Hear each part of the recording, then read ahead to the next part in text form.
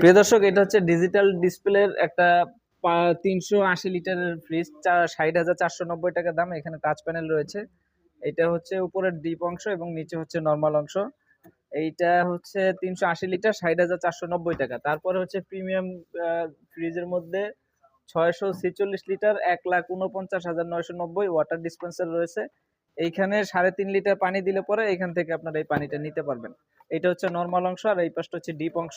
এবং এটা হচ্ছে মোবাইল অ্যাপসের মাধ্যমে আপনারা চাইলে এটা অপারেটিং করতে পারবেন ওয়াইফাই কানেক্ট করে। এখানে ডিজিটাল ডিসপ্লে টাচ প্যানেলের অপশনটা রয়েছে।